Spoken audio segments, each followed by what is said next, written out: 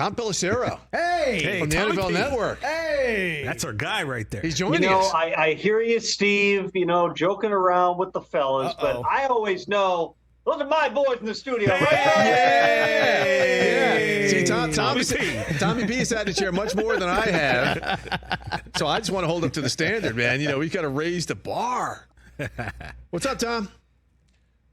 I'm here, man. Week 6, getting going in full force. We got quarterback injuries. Ooh. We've got trade deadline 18 days away. It's an interesting time, man. These are always a busy few weeks here, and I think that one of the themes that you see around the league is there's a lot of teams that are kind of trying to figure out what are we. And the trade deadline, there was discussion last year. The GMAC, the competition committee talked about we pushed the trade deadline back a week or two. The concern with that is always you have teams that are going to then the later you get, the more teams know that they're out, and you might have teams just getting rid of a bunch of assets. But the issue is, last year the Lions were 1-6 at the deadline. You could have easily said, well, they should trash everything and start over. Instead, they largely stayed the course and to making a run, and they're a tiebreaker away from making the playoffs last year. That's something we talked about with Brad Holmes on the Insiders the other day. It's a unique spot for GMs. It's the earliest trade deadline in all of major American pro sports. You have to navigate this. No owner wants to hear after 5 weeks the season's over, but there's complicated decisions that need to be made. And Tom, just for those who don't know, to give us the date of the actual trade deadline. Halloween, which I'm very excited about because that means at 4 p.m. Eastern Time, 3 p.m. Central, where I live, it's over. There's no more trades at that point. So come 6 p.m. when the kids want to get me into whatever outfit they come up with to get up reading, this year I can do it. I don't ever remember it being in October before. This is fantastic. Oh, hey, first you got to tell us what your daughter's like. What are you giving them options as to what they can dress you as, or they just get to pick? It's free reign.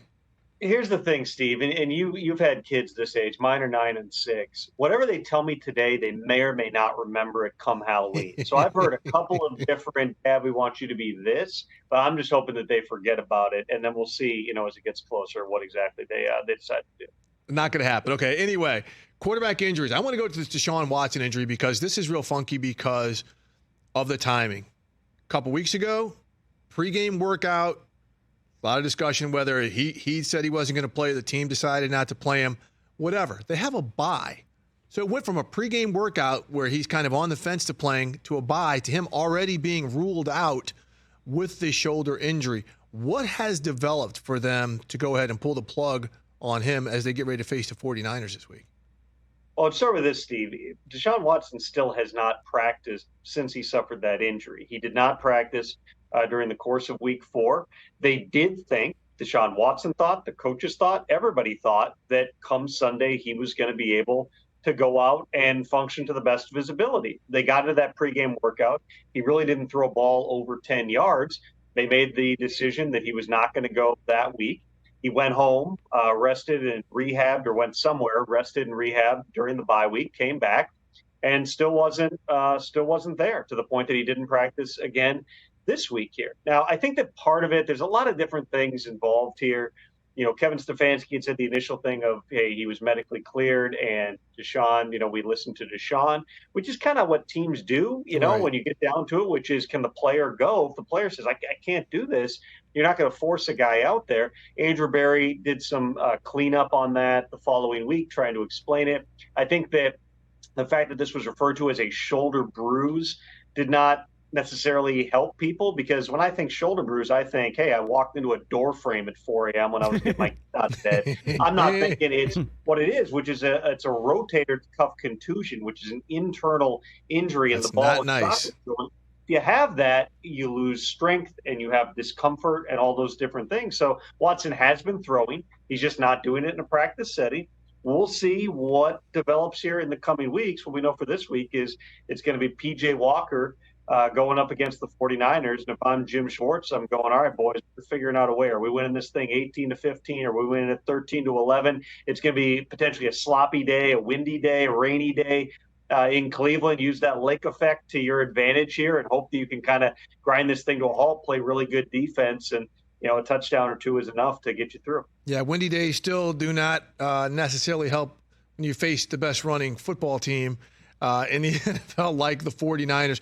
Let's go to Daniel Jones, Tom. This neck injury, now I know they said this is different, or he said it's different than the one he had a couple years ago. If you could clear that up, because to me, a different neck injury seems almost more worrisome, seeing as though you've had a previous one.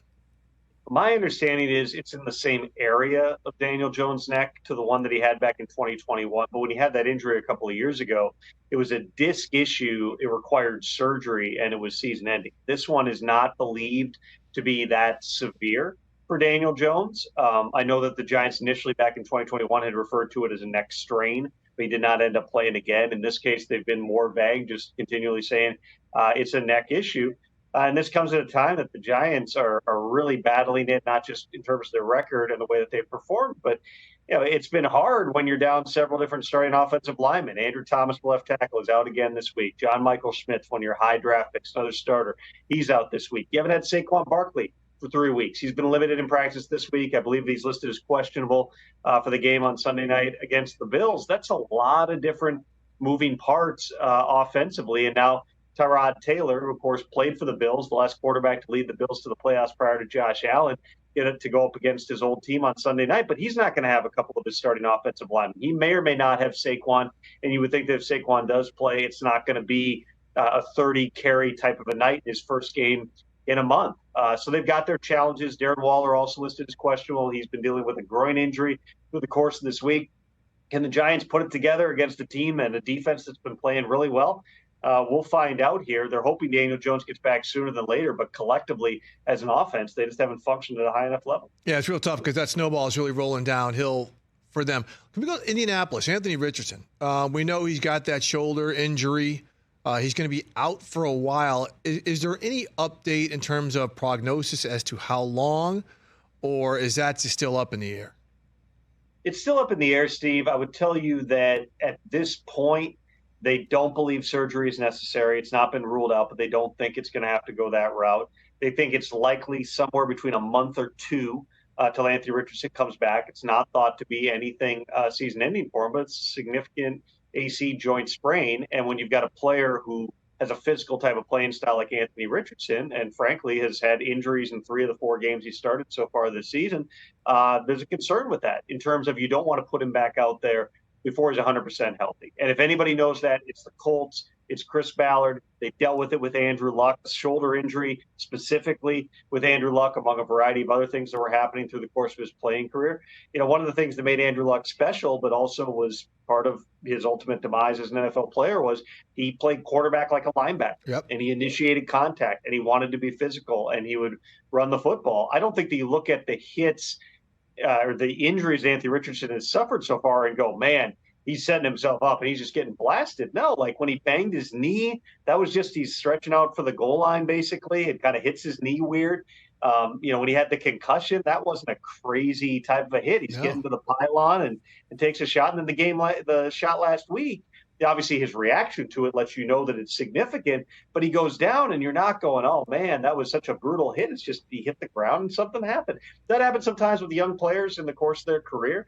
You have an injury phase and then you hope that you get out of it here, but he is very much the face of the franchise and you're not going to expose him before you're 100% confident that he's where he needs to be physically. Well, their former face of the franchise, Jonathan Taylor, is coming back, right? And I think you're reporting he should have a more expanded role this week. I mean, that could help offset things because Gardner Minshew, we know he's a very capable backup there in Indianapolis. John, let's go to the trade talks. The Denver Broncos, we keep hearing like, man, if it doesn't look good, they may be sellers at the deadline. They got a couple pieces that they could get equity for in the last year of their contracts. Let's start with someone like a Jerry Jeudy, a wide receiver. Do we expect Denver to be in play and teams to be calling them about taking some of their players and Denver being willing to move guys? Well, Denver's definitely getting calls about a lot of different players, and that's in part because it's been apparent for weeks now within the league that they're willing to listen on, practically anybody on the roster. And that's not unusual, I don't think, especially, a guy like George Payton, who's an experienced NFL executive. He's going to take every call because why would you not? I think that, when you zoom out and you look at where the Broncos are right now, and you look at a game like Thursday night against the Chiefs, there's an uncharacteristic error made by Sean Payton in that game, losing track of the downs, Right. calling a timeout, and basically gifting the Chiefs a field goal before halftime here. To me, and knowing Sean Payton's history, you get the sense that there's so much swirling around and he's trying to fix so many things at once that maybe some of those types of things happen because they're just kind of slipping through the cracks right now. And that's not an excuse. If Nathaniel Hackett did that, they would have, phone in Jerry Rosberg and have him come and become a game management specialist. You wouldn't, you're not thinking that with Sean Payton. But, in terms of building that culture, building the roster and the personnel the way that he wants it to, I think that Sean was, optimistic. He's very confident in his abilities, but I won't say he underestimated how far he had to go, but you watch them play right now, and it's obvious the parts don't entirely fit together. Denver also, between the Russell Wilson trade and the Sean Payton trade, they're missing a lot of premier draft capital. Well, how do you get that draft capital back? It's not flipping Randy Gregory for a 6-7 flop, even though that's better than getting nothing for him. It's certainly not cutting Frank Clark, who just was never going to be a good fit with what they were doing in Denver, not a good fit with Sean Payton and the way that he wants to build that team. It's moving. Is it a Justin Simmons? Is it a Jerry Jeudy? A Cortland Sutton? Could they get calls on, Javonte Williams? I'm just listing names of guys who potentially be in demand someplace else. Pat Surtain is probably the one who it's going to cost you an exorbitant amount to go get, but why would you not listen on everybody? Because this is a long-term type of a building plan. I shouldn't even say long-term, because Sean Payton's not thinking, okay, we're going to be bad for 3 years and then come back. He doesn't want to be bad this year. Maybe there's opportunities for teams to offer him something, in terms of players that might be able to help him right now. But they do need to replenish the draft capital. They do need to flip over that roster. In order to do that, to get good players, whether it's now or next April or in the future, you got to probably give up good players. And you got 18 days to do that before the deadline. I don't know that it's a complete fire sale and they pull off 8 trades here, but I do know that they're going to listen, and we'll see what deals are able to get done. I tell you, Tom, one that's interesting to me, and I think maybe it's just more media chatter or speculation, whatever. Kirk Cousins getting moved. I don't see it. I mean, I know he's in the last year of his deal, but he seems like somebody, if he plays well, the Vikings could maybe even get him to a new deal for 2 or 3 more years after the season. To move him now would seem very peculiar, not only for the Vikings, but for whomever would be bringing him in and having to get adjusted. I just look at this logically, Steve. If you're Kirk Cousins and you have a no trade clause and you're going to hit free agency in March, and you've got family, you've got young kids, you've got roots in Minnesota, you're still on pace to throw for like 6,000 yards in an offense, you finally have the same offense, the same play caller for 2 years in a row, which was not the case, if you go back through the course of Kirk Cousins' career. Why would you be willing to roll the dice, go someplace new for like 9 games, and you're set to become an unrestricted free agent in March? You're going to put up numbers no matter what. It gets harder without Justin Jefferson for the next 4 games. There's no question about it. But, barring a situation where if something were to happen in, let's say, San Francisco, where they've got an MVP candidate right now in Brock Purdy, what other coach do you know? What other system do you know? Everybody talks about the Jets. How are the Jets paying him? Where are they getting the picks to trade for him? Right. How is Kirk Cousins, and why is he going to accept the trade to a place with a completely different offense in midstream and all the pressure that would come with it? I'm not saying any of this is impossible. I'm just looking at this logically speaking. At this point, the Vikings are not punting on the season anyway. If they were to lose to Chicago this week, they got the 49ers coming in on Monday night. Yeah, then you're 1-6 and you're having different conversations on a variety of different levels. But again, you can't even trade Kirk Cousins unless he's on board with it. It's hard to imagine. There's a lot of scenarios where he'd be willing to accept the trade to go someplace else. They're not there yet. We'll see what plays out here. But I'm with you, Steve. It's hard to envision everything lining up. We say all that, and then some quarterback can go down this weekend and things can change. But right now, it doesn't make a logical sense. I just don't see that happening with the coach-quarterback dynamic and everything that they have up there. You mentioned Justin Jefferson being hurt. Everyone says, their season is doomed. But I know when I was up there in training camp, Jordan Addison, the rookie, is someone they really had expectations for. Do they feel that maybe he can handle an uptick in workload and things like that? Because he seems like he's a pretty special dude. And absolutely, they've been really impressed with Jordan Addison. I know that Kevin O'Connell, one of the things he really liked about Addison going back to the draft was his route running ability. He was able to create separation for himself. He took over the spot that was really Adam Thielen's before. And Thielen is not nearly as physically gifted as Jordan Addison. He made his bones by being able to run those types of routes and get himself open. Now with Jefferson out, we'll see kind of how they play it coming up on Sunday against the Bears. I don't think that you suddenly take Addison out of everything that he's doing at his position and just say you're now playing the Justin Jefferson role. Okay, they got a guy in KJ Osborne who's been there, who also knows that spot. But yeah, you're looking for a little bit more out of Jordan Addison. I think that anytime, Steve, you lose a superstar type of a player, particularly a receiver, part of the challenge is now for those other guys on offense. Every time you were in a jam before, it was, okay, Justin can bail us out. Now he's not there. You think the next guy up is TJ Hawkinson. Hawkinson hasn't played the best. He basically sat out all of camp waiting for a new contract. He came back. He had a key drop last week. He's not playing the way that you would like to see him playing for one of the highest paid tight ends in the NFL. You'd like him to step up. You're going to need Addison to step up. You're going to need that backfield to step up where they just haven't created explosive plays so far in the running game. And then it's the fumbles. I mean, the Vikings offense has been unbelievably productive, Steve. When you look at yards and you look at the way that they've moved the football consistently, they've lost fumbles at a historic rate. And recovering fumbles is pure luck. So you'd think that over the course of time you're going to lose a lower percentage of the fumbles. But the fact of the matter is, I think it's 3 weeks in a row they've fumbled on their opening drive. They lost a fumble on their opening drive. When that consistently happens, coaches can only do so much. I know O'Connell was out there a couple weeks ago poking guys with the stick and, emphasizing ball security. That continues to be an emphasis.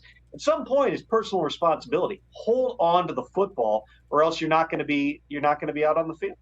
Last question, Tom. Is there anything out there floating in the NFL atmosphere that we may want to keep an eye on that could develop over the next couple of days or weeks?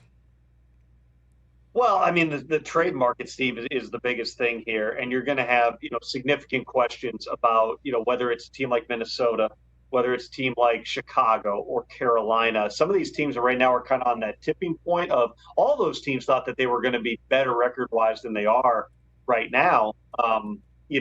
If they lose a couple games or if they win a couple games, do you go into buy mode? Do you go into sell mode? That's a big part of what we're tracking, I think, right now within the league. Obviously, you're also coming up on that time of year where you start to talk about potential coaching changes, whether it's head coaches or coordinators. We have not had, outside of the Allen Williams situation in Chicago, which is a whole other story, we haven't had a coordinator change so far in the NFL. Right now, the second half of October, as much as everybody says, okay, the best coaches, whether that's Mike McCarthy or it's Mike Tomlin or it's Bill Belichick, all their records get better. September is always their worst month. They get better as time goes on over a long period of time. You get into October, you start trying to figure out, okay, what type of team are we really? And those teams that are going a certain direction, you're going to have, I don't want to say desperation, but certainly reality perhaps setting in here where you may have to shake some things up. And so from now through Halloween, man, it's going to be a really edgy time in some buildings. That's an unfortunate reality within the NFL. And there's going to be some teams on the flip side of it who realize they're good and might think they're a piece or two away, who are going to get aggressive, just like the 49ers, who remember last year, Steve, when they made the McCaffrey trade, had a losing record, I believe. I think they were 2-3 roughly at that time when they made the trade. That ended up being part of their, massive turnaround here. And they also pulled a 7th-round pick out of the woodwork, and he's been a pretty good quarterback for him. Real quick, Tom, other than Lions OC Ben Johnson, a coordinator who we should look out for as a potential head coach?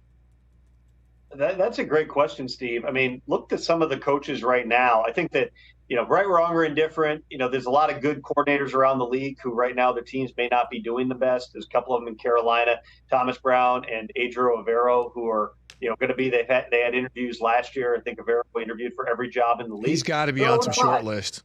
Doesn't necessarily disqualify them at all.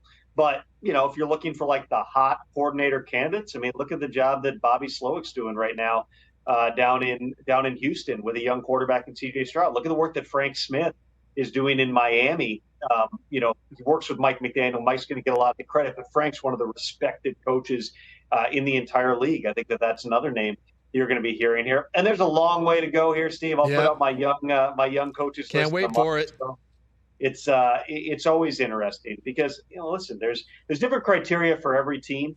So it's not just a hard and fast, this is the list. Every team's going to have their different list. Every team interviews different guys here, and they are influenced by recency bias on some of these different things. But, when it boils down to it, you're going to hear some of those familiar names are going to be in the cycle again. Guys like Dan Quinn will be back in that mix certainly here. And we'll see, some of those other, Eric Bieniemy, is certainly going to be in that mix again, and we'll see how it goes. He's obviously the offensive coordinator in Washington now. They've had their ups and downs so far this season. He's always going to be on the radar. It's very, very early, but it gets late fast, Steve, in the NFL.